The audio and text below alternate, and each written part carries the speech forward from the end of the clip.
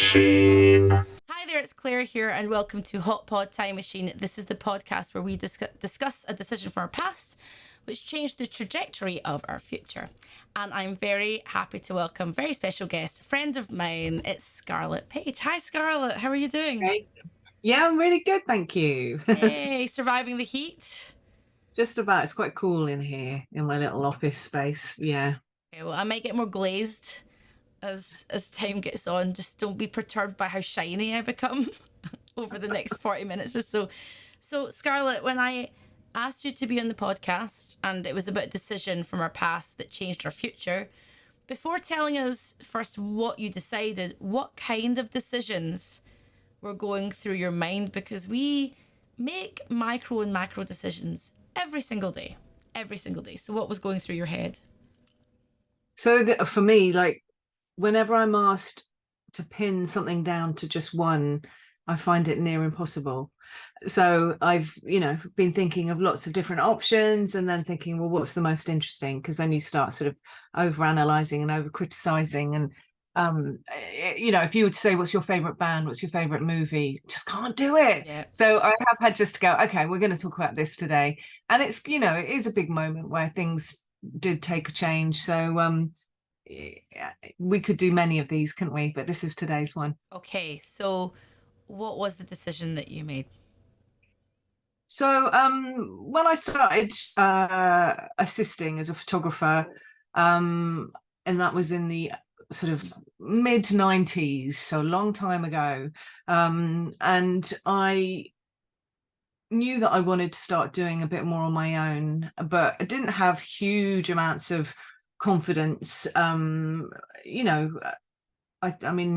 I've always been quite competitive, but having the real sort of courage to sort of put myself out there is quite challenging, or certainly was and can still be. But I decided, after having traveled a lot worldwide with the photographer I was assisting, to take myself out to a traveling festival in America called Lollapalooza. So I, with my air miles, I converted that into a ticket. I knew some tour managers headliners, tour managers. So it was the Beastie Boys and the Smashing Pumpkins, and this was in 1994. So I was 23, and I thought, well, I've got an opportunity, so I'm going to go out there. But I had to book my hotel and do all these things that it all sounds, in some ways you think, oh, it's not such a big deal, but it's the first time sort of going out there on my own.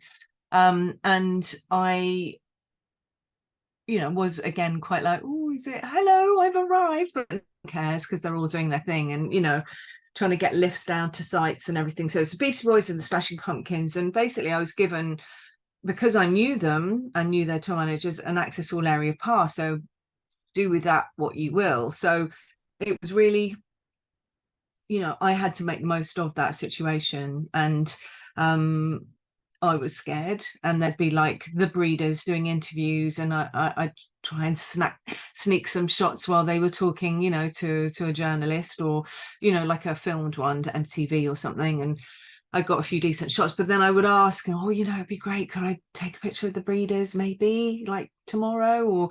Oh yeah, well, we'll try and sort it out, but it didn't happen. And then I was sort of deflated and shot a lot of the live stuff. And actually it was, one of the guys, well, he was a photographer who worked with the Beastie Boys, called Ricky Powell, and he said, oh, there's this band playing on the other stage called The Verve, and they're from England. You should meet them because you're English and they are, and you probably know each other and that kind of thing when you're abroad. So I went to meet them, and they were very stoned but friendly and a bit grumpy. I think there was some interband issues going on, but I took some pictures. I had a fisheye lens on. There was no obvious choice, I don't think, at that point. I was playing around with my bounce flashing it, doing something called cross processing, which is like pre-Photoshop way of getting really interesting colors. And you don't know if it's coming out because it's on film. So there I was very early on in my career, just shooting stuff, not knowing if it's going to come to anything. And the pictures did come out and they were quite interesting. And I formulated a composite when I got back to England, and, you know, edited all my pictures and got them out to just put them out there, as well as this composite on which I put this image of the Verve. And they saw it because I sent it to all the managers that I knew and everything, and they said, you know, we'd love to use this on our album artwork for Northern Soul. And that was where things changed, because, you know, then all of a sudden I had cool in my portfolio. I had something that was very current. People really stood up and took notice. But if it wasn't for me going, right, I'm going to give this a go and take a chance and a massive leap of faith, then that would it have happened? Not in that way, but, you know, what else would have happened? Who knows? We never know what's going to happen 2 minutes later if we leave the house, do we? But it was a big turning point for me, and certainly sort of launched my career as a photographer, and you know, not assisting, making that transition. So yeah, I think that's the one that I kind of chose for today. I let's go back a little bit.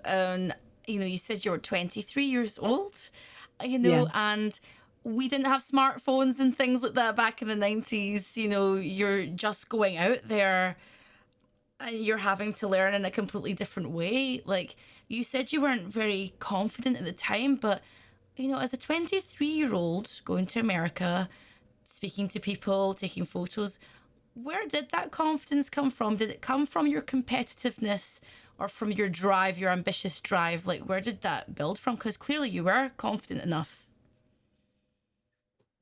I mean, it's similar to, in a way, this weekend. No, not this weekend. Coming up soon, festival season. I've been given the opportunity to do a festival, but I haven't shot it since the late 90s, and I vowed never to go back. I was like, no, don't want to do it. It was awful. Hate it. Really hard work. I hurt then at the end of the 90s. Why would I want to do it now? 25 years later. Yeah.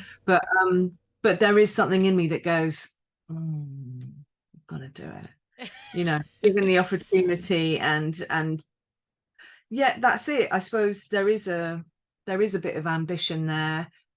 But I think what has stayed with me as well is still that sort of sensitivity to not overstep the mark, not to, you know, just barge my way into situations, into dressing rooms. So me of then that shyness is actually a quality as well, because people say, well, it's good because you don't come in with the ego, and people like that. And certainly at times during bands' careers, they maybe want that a bit more, you know, someone who's just going to come in and it's not going to be about them, and they just come and do the job quietly and in that sort of reportagey way, or, you know. So you know, it's funny because even thinking of it as an idea, I think, well, it's not such a big deal. But you're right, you know, we didn't have smartphones. It was, but then that was our normal, wasn't it? And, you know, I don't even know if I had a pager or a BlackBerry at that point. No, I never had that. I just sort of Oh, ended I up, don't think then. oh, I It was just early. We were still on dial-up, for goodness sake, you know. I know. I remember going to Germany for the first time. It was like early noughties at this point, and I always had quite an adventurous spirit. I've always wanted to get away, like and just be far away. And again, like there's that fear, and I've always been an introvert. I'm still my real spirit animal is something quite introverted. But yeah, I think ambition. It was more like ambition and drive, and like knowing that there's something more. It's like intuition as well, and kind of knowing that there's something more there, that you maybe should do something. Do you feel that now? I mean, you mentioned this festival, and you were like, oh, maybe. Is intuition what still drives you forward? Yeah, I mean, as much as I'm like, oh, I've now got to sort of, now that I've made a decision, right, I am going, I've got to sort of focus on being positive about it, because I've been going, no, I don't want to, I'm not going to make a decision. And then now I'm like, okay, so I am going to go, and I can do pretty much what I want, and I can also contact people that I know, to then stepping stone to do something maybe slightly different, like maybe shoot some stuff from the side of the stage, or you know, and actually there are lots of positives. I'll reconnect with people I haven't seen for a long time, and it will be great. But I'm having to completely reframe that because it's really hard work. And, you know, as the years have gone on, my shoulders hurt. Like there's nothing wrong with them, but there's just, they're in constant like, because over the years, and certainly in the 90s when we weren't shooting on digital, I was carrying a lot of stuff, you know, medium format cameras. It was like carrying 2 dead bodies in my luggage, lots of traveling abroad. And, you know, I'm very much of the mind that it's my job, then my responsibility. I can't get everyone to help me carry all this stuff. This is what I do. A plumber doesn't arrive and help me in with my tools. So, but to my detriment, because, you know, it's and as you know, we've talked about fitness on a personal level, and it's just so strong. I mean, it's so important to keep strong, because there's times when, like recently I went to cover a job in America, and the first day I was awake for 24 hours and working. Then I slept, and then the second day I was awake for 21 hours and working. And you think, geez, you know, that's pretty, that's a blast. And then you have to travel home from America and cover, and then get back into like a home life routine. And yeah, it's I don't know what the original question was, but it's it's hard work. It's hard work. Yeah, it's hard work. But so that's the thing, the festival, I'm like, it's hard work, but I've just got to, you know my limits as well. And but I think you do get a lot of adrenaline rush from I do, from what I do. So, you know, the sort of being there and the sort of seizing the opportunities that materialize, or trying to make things happen, and then if they do, then that's a really great feeling. I remember the first time you mentioned adrenaline, and I don't get that if I'm in studio, or you know, because you're just in a studio and it could be TV or a radio studio, whatever. The first time I felt super adrenaline rush was when I stood in front of a stage of like 1,500 odd people, and then the biggest stage was 5,000, and to interview someone in front of that many people, I'd never done it before, and it's a scary feeling, but then an amazing feeling, you know, because you have to just, for what I'm doing, it's slightly performative, you know, so I'm like, okay, I can't fuck this up, basically, like I have to just do well. But was there ever a time with what you're doing, because you are capturing moments, right? And so was there ever a time you stood on a stage and took a moment for yourself, not through the lens, just to look out and go, wow, this is a very strange job I'm doing right now, this is incredible, and you felt that rush? I think I often, when I'm in the pit, go, this is the best seat in the house, you know, and I'm really lucky to be in here. But then, for example, the Taylor Hawkins tribute concert, and when that started, I did go, wow, hell, you know, this is insane and emotional on so many different levels. But that was a 6-hour show where I did not stop. I literally had my eye through the lens the whole time. There were no breaks, quick changes. I mean, it wasn't like, oh, you go to the loo now. It was like, it was constant. But then, so, you know, some of the other photographers there sent me photos of, like, you know, with the whole crowd in the background, and lovely, beautiful black and white images that they'd taken of me as well. And like all the photographers were doing a bit of that. And then I was like, God, that's so cool. Like, you know, what an amazing image, and what an amazing, you know, that was such a gift as well. Like, thank you, because that's, you know, it sort of immortalizes it in a different way to what I was actually seeing. But it's like, oh wow, thank you for making that of me there, because that's really special. Yeah, because you never get to see it from the other perspective, I guess. Your eyes down the lens all the time. And I'm like on it, you know, trying to do the best I can, because it's a really important event, and you want to, you know, I feel like for what we do very different things, but you have to work with a lot of different people, a lot of different personalities, and so do I, you know, and I've learned over the years to amalgamate and maybe it's a very Libran thing. I don't know. I learned to kind of like amalgamate my personality to fit whatever's in front of me and to facilitate for that. Have you always been naturally kind of maybe gifted at just fitting in there? Because I used to work in the music industry too. It's quite a strange industry. There's lots of strange, weird and awesome and wonderful people. But yeah, strange. Everyone's very weird. It's music. But like, has there ever been a point where, or was there a learning point for you where you thought this is how we do it? Or did that come natural to you? Well, I think with musicians, a lot of them are so used to doing it, so it's not so challenging in terms of photographing them. But I think forming a connection is that next level, and actually diving in a little bit deeper where you can capture something that is not just a photograph, maybe just something a bit more. And that's not something you can teach, but I think it's just something you feel. And you feel like you're saying, you have to mold a little bit, and you sort of, I don't know, it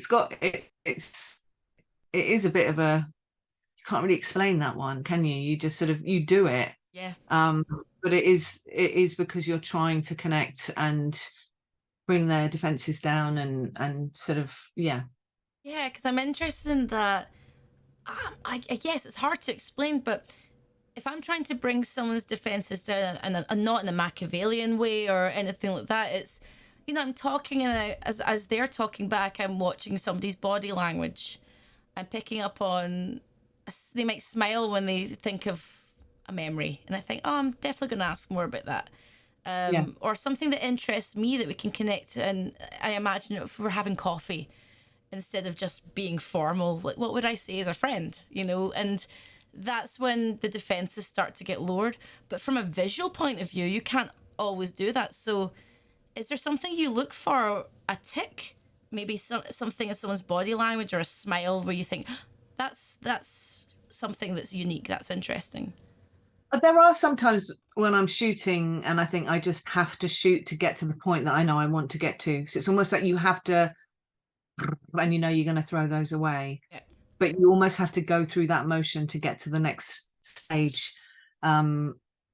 It's, and then sometimes so I was doing a shoot the other day, and I've got a new mirrorless camera, and it was on silent mode, and they were like, well, are you gonna turn your camera on? Like, and I said, well, it's really unnerving, isn't it, because you're taking pictures and it's not making any noise. And then I had to do like a group setup, and then I thought, I didn't really think about it. I started going click, click, click, click, click, and then what you're doing now. And then I was like, great, that's what I want, actually, is I want them all to be themselves, and loose moments of laughter or whatever. So it's sort of having I don't know, I hadn't pre-planned it, but it was like, oh, that worked, I'll use that one again, I think. It's nice. Like, well, when last time you shot me, I noticed, and I said this to you at the time, when I did something, like, you'd go I know, I just think I still do it, like mirror the or sort of, if I'm trying to get someone to smile a bit more, I'm like really over smiling myself, and I'm sort of more aware that I do that now since our shoot, actually. I'm like, oh god, I wonder what my girly face is doing. I'm sorry, I pointed that out. Oh, it's fine. But I loved it so much. Yeah, I know, it's ridiculous. It made me, when I was watching you, then I was like, am I copying you, or are you copying me? Like, who's it's like the inception of expressions. I was like, what's going on? But it makes you you're very relaxing to be around. You're very like comforting and just kind of like, yeah, whatever you want, and very, very chilled, which is, well, it's quite an unnatural environment, isn't it? And a lot of people, I think, god, you stand, especially in a studio, you're standing there in a blank space being shot at, basically. It's weird. It is weird. So you need to try and forget that you're there somehow. Are you naturally, because I think of you as someone, you've said to me before personally as well, I'm quite competitive and things. I know that you're an Aries as well. I love Aries people so much. They're so fiery and like spirited. But are you quite chilled out personally? Would you say that you're quite like that in your personal life as well, and that's just what you bring to shoots? I'm not. So if we're going to go down the astro chat, I've got Yes. Cancer rising. Oh, So that I think softens up, or there is a sensitivity, and so I'm not like, ambitious, right, to the detriment of everyone else. I'm going to storm through and get to my goal. No, I would be very mindful of how I'm getting there, and as polite and whatever as I need to be. that's a nice placement for an Aries person, though. I think that's a nice. It cools the fire, uh, Maybe. which is nice. I'm just all very hot headed. I've had to just learn to shut my mouth like a lot. Sagittarius rising. It's like Yeah. it's like this. Summer was like, right, let's go. Let's go. I'm impatient. Let's go. Let's go. Let's go. I get very, very, very impatient. As I've got older, I've learned to temper it a little bit. Yes. But you're like, I've learned a lot over the years just from my younger years to now. You learn a lot doing this job, being in various industries. And, then your first successes and things like that. When that first success came through, the pivotal moment that changed your career that you were talking about earlier, what did you think when you looked at that? Were you like, this is it? I've made it, because or were you just like, what's the next project? Like, did it really sink in at the time? Well, I was really lucky at that. I mean, obviously, I've been taking pictures for nearly 30 years. So there's a real timeline that I can now look back and track a little bit. And certainly in the beginning, it did just sort of snowball, and it was a great time to be in the music industry, and it was a great time to be a photographer. There weren't that many around, in fact. So actually to come out of uni being trained and knowing what I was doing and knew how to use medium formats and how to develop my own film and print, that was at the time not so common. But then so I didn't really have to think about it. And sometimes I just kind of think, I'd really love to shoot Vida. They're a new band at the time. I really like them. I want to shoot them. And it would just sort of happen. Like, it was weird. I'll be like, oh, that was weird. Oh. Right, who else want to shoot? And start thinking, well, I don't want to shoot now. Like, but it was people that were potentially going to be covered within the magazines that I was working for. And so I suppose it wasn't a great surprise that that might happen. But, I think sometimes there is something to be said about having a goal or a visualization of, what you want to be doing and where you want to get to. And sort of as the years have gone on, like early sort of 2005, for about 10 years was really tricky. And I had kids within that period, and I think people wrote me off, so, oh, she's a mum now. And it's like, geez, I worked harder than ever at that point on. And also then you start the juggling of like, okay, I'm a mum as well, and have those responsibilities and no childcare, and oh, this is going to be fun.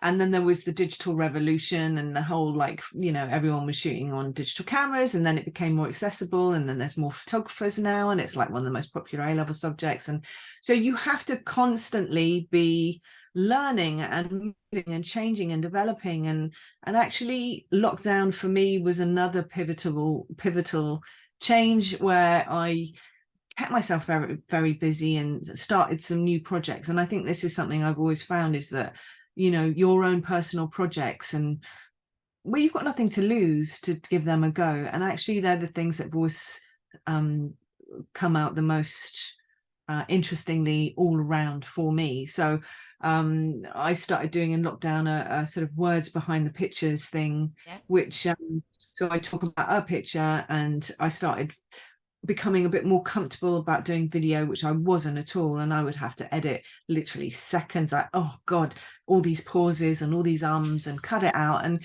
it was very sort of crude, but I got so much amazing feedback from it, and a lot of things that came out of it, which was great. And I did a project as well in that time of taking pictures of kids for their comfort toys, and that was great. And I entered a competition and learned new skills and learned things about social media and marketing, and tried to sort of use that time to my advantage. And actually, since lockdown, things have been, it's almost like a sort of rebirth.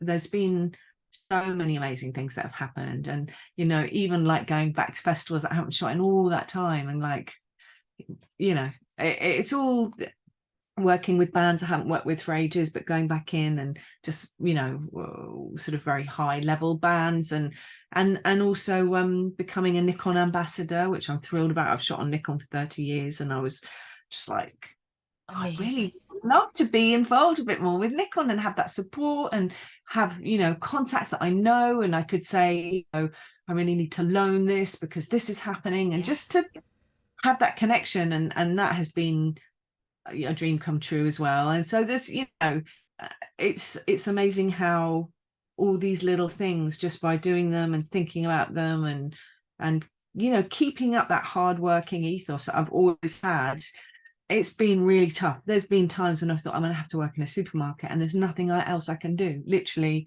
all I've done is take pictures, and I don't know what to do. Like, I'm not earning enough money, I'm not getting enough jobs, but things are good now. At the moment things are good, but you never know. It's interesting to see, to hear your evolution, you know, from here on in, you know, from all the things that you've done. You're going back to this festival and things, you know, where do you see your evolution creatively going forward? Because you've done so much. And I know you do the jewellery. Do you still do the jewellery stuff as well? I've had to pare that back. Right. I think, you know, that was able to sort of flourish in a time when I had a bit more time, but it is so bonkers busy. I mean, this year I've had an exhibition. Well, I've had 3 exhibitions in a month. One was in New York, one was in Australia, and one was in the UK. And there's more exhibitions this year, but that's archive material, but I'm still generating a lot of new material. So, you know, I just had recently got back from shooting the Foo Fighters in New Hampshire, their first show, with Josh Freese on drums, and that was amazing. And you know, it's really, really busy. So it almost feels like I've reclaimed a bit of freedom as well from the kids, because they're a little bit older now, and I'm able to be a little bit more, it's not selfish because it's my career, you know. And I think sometimes there's a blurred line between working in the music business and, you know, just being a jolly, when it really has never been that for me at all. And you know, I really enjoy being in that environment, and it's familiar, but at the same time I'm there to do my job properly, you know.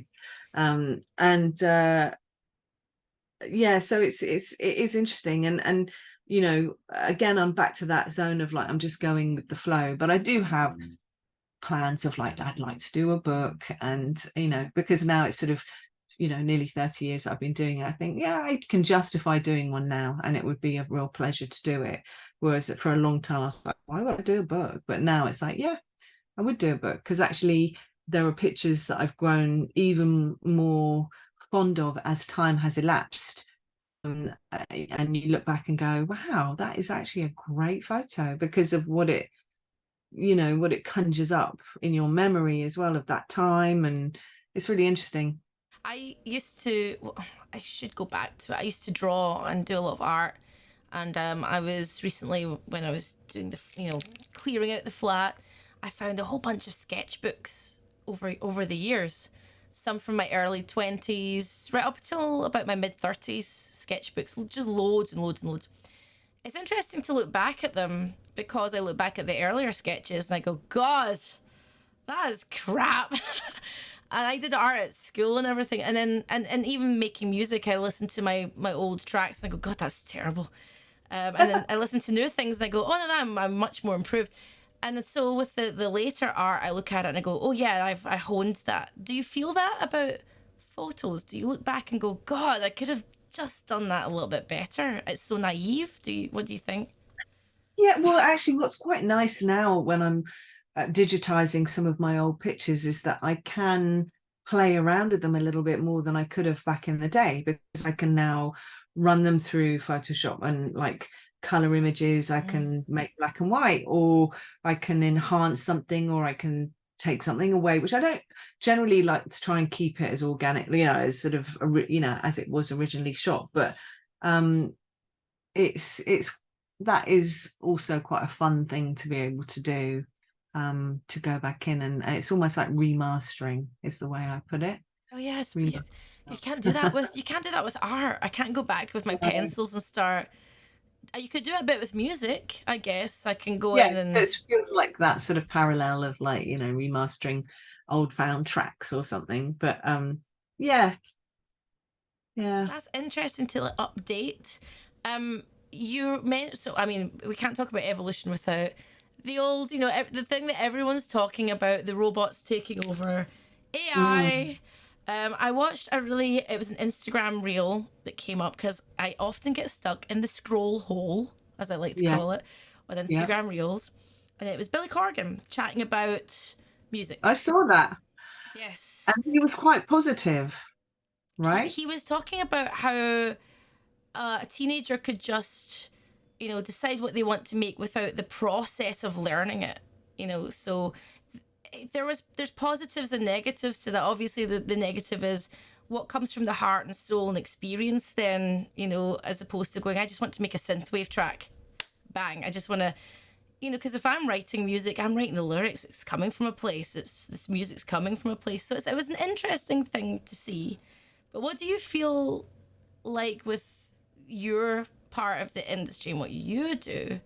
Because I saw you put up a meme and it was like AI, but all the fingers were like all messed up, and because it's not really quite there yet. But do you think it will be a threat at some point? Well, it's like we've seen all those you know, Harry Potter, is it Wim, what's his name, not Wim Wenders, what's his name, Wes Anderson. yeah, that's it, sorry, Wes Anderson. And you know, you keep seeing like the Royals a la Wes Anderson, and you know, that's all funny and we know it's not real. So in that context, those kind of things I think are great. Or you see, you know, I don't know, Trump doing something hilarious or whatever, and you know it's not real. But I don't know what's going to happen. It is very scary, and you know, there's no point thinking about it too much and just carrying on. But I think ultimately, you know, would someone buy a print of the Rolling Stones that was an AI print? Probably not. If they knew it was, you know, like I say, classic rock and roll, 1960s, whatnot, that I would have shot that. But, you know, I don't know. I think there will always be. But then as generations progress, you know, in terms of we get newer and newer generations, they may not have a care. You know, I remember hearing someone saying that Elvis memorabilia is not really worth very much money at all. And that's because as time has gone on, maybe, you know, the people who loved Elvis that much are sort of not so many populating the world. Yeah. Which is a surprise, but, you know, that's it. As the generations pass and you get the newer ones, and we won't be here to know, will we, or care? Yeah, no, I'm probably more of your attitude, and some friends have said to me, well, no, you have to be worried about these things. But my feeling is I've got enough worries in this lifetime. I need to think about how I'm paying my rent and bills, and I need to think about when the next piece of work's coming in, like when the next job's coming in, the next contract, and you've got your family, and by the time that the robots take over and Skynet enslaves us all, I might not be here. So there is, I do, if I start thinking about my kids, then I could start thinking, you know, what are they going to do for a job, you know? So that, but I just try not to sort of focus on the worries. I mean, what good's it going to do? Well, that's the thing. But now I guess like there's other not made up jobs, because they're real jobs, but jobs that weren't even about when, like a content creator, that wasn't a job when I was at school. What's an influencer? That wasn't a thing when I was at school. And computing class was very basic when I was at school.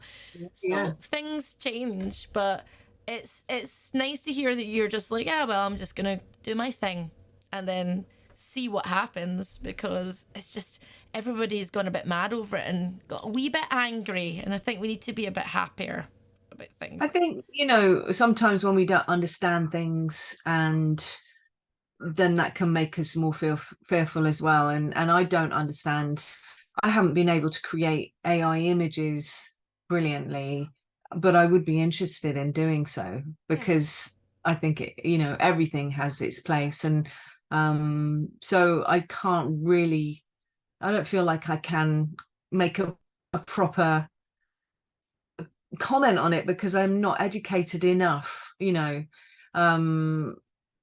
but then maybe that's where I would get really freaked out if I knew exactly how to do things, but I use to create letters and emails. Sometimes I do use AI help, and it is incredible. Like, I had to make a claim to Royal Mail, who were not I send things out, recorded, and with insurance, and some prints that people had bought got caught in the hacked system at the beginning of the year, and so I missed deadlines. It didn't look professional. I had to regenerate and send things out at my own cost, but then because they arrived 2 months later, way past when they were supposed to, they didn't want to pay out on it. So I had, with the help of my AI friend, wrote a stern letter citing all the facts, and got all the checks back, paying me back for, and it didn't cover everything, but it certainly was better than the nothing that they wanted to pay me. So I needed that little, words are not necessarily my thing, so actually it's really, really helpful, and it's in seconds. Exactly, that's the thing. Like, I think if we can use things to our advantage, it's just about understanding. So I would say before anybody starts pointing at people online, just understand the stuff first, kind of thing, and then you take it from there. But if we were to go back to, so let's go back to that decision just before we end the podcast, because I want to ask you, if you were to travel back and see this young girl, going, oh my God, look at this. This is amazing. This is so cool that this has happened. And she didn't know what was coming next in her career. What would you say to yourself? What kind of advice? That makes me feel a bit emotional. I just think, God, good on you. Geez, like, at the time I didn't sort of, a bit like not focusing too much on the negatives. I didn't sort of think too much about the fact that I was one of the only few girls doing it, and all these things that now I think, wow, actually it was quite a big deal, and you were really brave, actually, and you did have confidence, actually, and just keep doing what you're doing, and but I probably would cry and go, oh, you did really well, actually. Keep on. Your younger self would be like, who is this strange lady standing in front of me? Who's this old granny trying to give me some advice? Clear off, Back to the Future. Totally. Why is she crying? Like, Jesus. Yeah, why is she getting all emotional, hormonal? Weird. Totally. God's sake, go back home. Drink your cocoa. But Scarlett, thank you so much for chatting with me. I was thinking about this the other day, because I only ask people on this podcast that I know or who I've worked with, who I vibe with, that kind of thing. And I was thinking, I've known you for 20 years. Oh my God. You used to give me lifts home after gigs sometimes. I remember that a few times, and my God. And you looked after me sometimes. I felt nice and safe. You were like the older friend with the car, which is, it's like, so grown up. You've got a car. And always quite sensible and doing a job, so I was sober and I could just drive, And I was like my 20s going, oh, I've just arrived in London. So thank you for that, which is lovely. I can't believe 20 years has passed. We should do another one in 20 years' time and see where we're at then. My God. Oh God, I'll be really moaning about the aches and pains then, won't I? So I'm still shooting. Or we could get AI to do an AI podcast. We could just AI it all, so we'd have to do it. Yeah. We'll know what to ask and what to say, so we'll all be good. It's fine. Make us look good. It's fine. Cool. Like a cup of tea. Get AI, like the grey hairs out and the metabolism. Yeah. that would be good. Scarlett, thank you so much for chatting. For those that are listening along, please check out Scarlett's work. I'm going to post up all the links when I post out social media. If you're watching along on YouTube, just check the description. Please like and subscribe and all that stuff that the kids say. I sound like a granny when I say that. But thank you very much to Hot Pod. Thank you for all the Hot Pod listeners. Thank you very much to Scarlett. I've been Claire. I'll see you again soon. Bye.